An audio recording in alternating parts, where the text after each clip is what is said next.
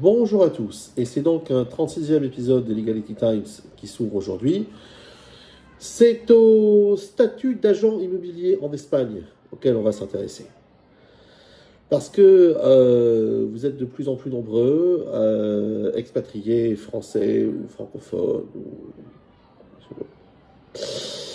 de tout bord et de tous horizons, à vouloir soit développer une activité d'agent immobilier déjà existante d'un point de vue sectoriel, on va dire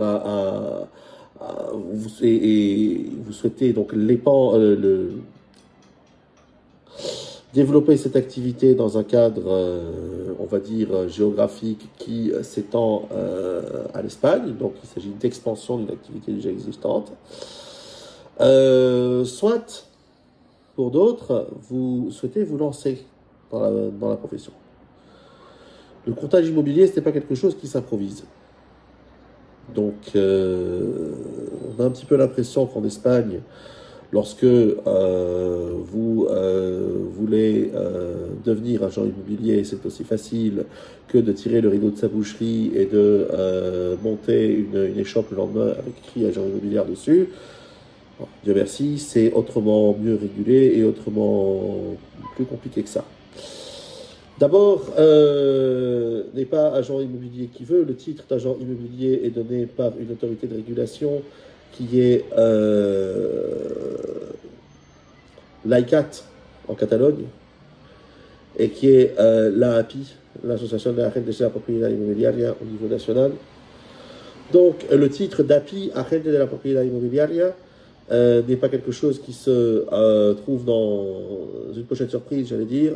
Le titre d'API, c'est un titre professionnel qui se passe avec un examen en bonne et due forme,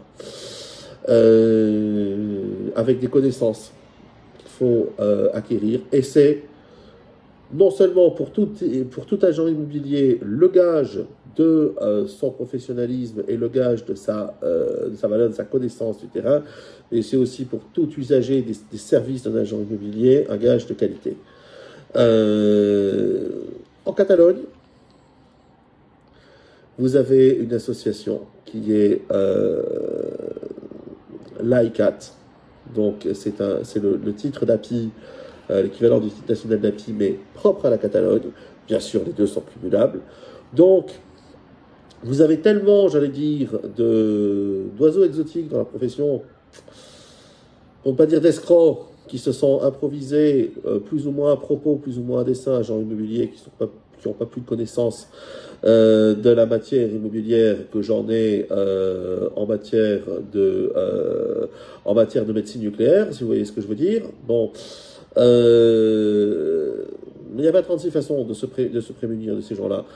Lorsque vous choisissez un agent immobilier, vous le choisissez avec le titre d'API et avec le titre d'ICAT et affilié, bien sûr. Ça, c'est une première chose. S'il est en réseau, c'est mieux. Maintenant, vous avez des agents immobiliers qui sont en réseau. Je ne veux pas dire le nom de certains groupes avec des logos plus ou moins flashy, mais vous avez des agents immobiliers qui sont en réseau et qui, malheureusement, sont de vrais croûtes et qui, la plupart du temps, ne sont pas qualifiés. Être une croûte quand on est qualifié, déjà, c'est une chose, et il y en a malheureusement, mais alors quand on l'est pas. Et malheureusement, les conséquences peuvent être dramatiques d'engager un agent immobilier qui ne soit pas qualifié et qui fasse une erreur sur le plan professionnel, parce que s'il n'a pas derrière l'assurance responsabilité civile qui va avec, les conséquences peuvent s'avérer assez dramatiques. Et j'en viens à mon troisième propos. Lorsque vous engagez un agent immobilier, que ce soit pour une transaction, que ce soit pour de la gestion locative, j'allais dire autant l'un que l'autre, hein, parce que c'est lui qui a véritablement la clé de votre bien ou de votre futur bien ou du bien que vous allez mettre en vente entre les mains. Donc, demandez-lui d'entrer avant de passer tout contrat avec copie de sa police d'assurance. Ah, ça n'est pas eu.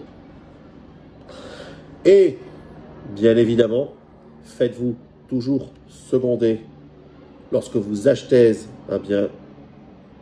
faites-vous toujours seconder par un avocat spécialiste en droit immobilier. Ça, on l'a vu et revu. Alors, parmi ces agents immobiliers, vous en avez certains qui sont administrateurs de biens, administrateurs de fincas, vous en avez qui sont gestores, vous en avez qui sont... Vous avez un peu de tout, vous avez des avocats également qui sont agents immobiliers. Encore une fois, lorsque vous engagez un agent, vérifiez sa qualité et surtout, attention au conflit d'intérêts. Parce qu'en Espagne, les doubles et multiples casquettes, c'est fréquent. On peut dire que c'est légion. Donc, celui qui est votre avocat n'est pas votre agent immobilier. Celui qui est votre avocat peut être votre gestor jusqu'à un certain point, ou jusqu'à un certain jour. Votre cabinet d'expert comptable, bon, si votre avocat vous propose un service d'expert comptable in-house, prenez-le. Encore une fois, les conflits d'intérêts peuvent assez vite arriver. Moi, je suis pour séparer les concepts. Votre agent immobilier, c'est le garant de votre transaction, le garant de votre gestion-location pour que, encore une fois, pour qu'il assure de la gestion de l'uniforme, il doit avoir le titre de gestor. Si jamais il administre votre bien, il doit avoir la qualité d'administrador de fincas. Et cas échéant, si jamais il gère le syndic de copropriétaire, d'autant plus. Encore une fois, autant que faire se peut, séparer les concepts. Que celui qui gère, si vous avez un bien en location, que si vous le confiez à un organisme de gestion, que ce ne soit pas le même que celui qui gère la copropriété de votre immeuble. Parce que si un jour, il y a un conflit, vous allez non seulement vous retrouver englué dans le choix cornélien de dire bon ben à qui je fais confiance ou plutôt à qui je ne fais plus confiance, mais surtout vous allez, je veux dire le conflit d'intérêts en question va prendre le dessus vis-à-vis du professionnel sur la loyauté, va prendre le dessus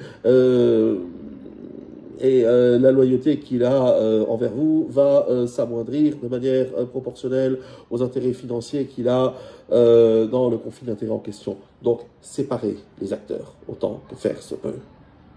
Votre agent immobilier, c'est celui qui mène à bien, c'est celui qui vous met en relation, si vous achetez, qui vous met en relation avec le vendeur, si vous vendez, qui va vous trouver un acheteur. Et votre agent immobilier, c'est si et seulement si il a le titre de gestor, c'est celui qui va gérer la location de votre bien. Et en tous les cas, je dis bien en tous les cas, il doit être qualifié API. Et en Catalogne, il doit être qualifié ICAT. S'il n'y a pas ça, vous ne prenez pas. Et si vous décidez de devenir agent immobilier, de rejoindre un réseau, encore une fois, ne brûlez pas l'étape de l'obtention de ce titre et de cette homologation. Après, que vous soyez en SL, que vous soyez autonome pour commencer, tout ça, c'est du détail.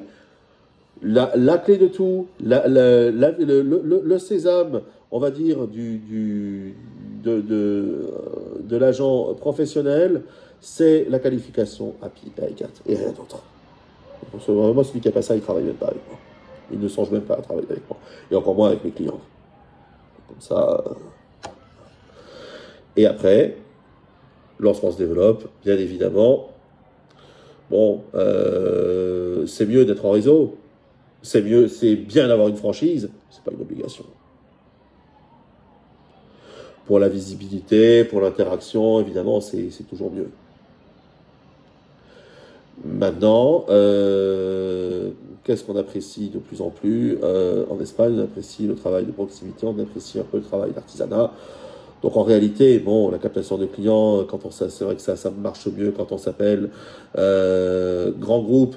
Je ne cite pas, parce que j'en ai cité autrefois, on me l'a reproché, donc je ne les cite plus grand groupe que Tartampion, mais en réalité, c'est le professionnalisme de Tartampion qu'on verra. Donc, c'est bien de prendre une franchise, mais ne vous ruinez pas en royalties dès le début, même si c'est vrai que c'est peut-être au début qu'on a le plus besoin de clients et qu'on compte sur ce réseau franchiseur pour s'en faire apporter, mais ça n'est pas, je veux dire, ça n'est pas une condition sine qua non pour réussir en tant qu'agent immobilier en Espagne. Sachez-le. Je vous retrouve la semaine prochaine, on va aller faire un petit tour du côté des chambres parlementaires en Espagne, du côté du Congreso de los Diputados. Je vous prédis de sacrées surprises. Portez-vous bien et à bientôt.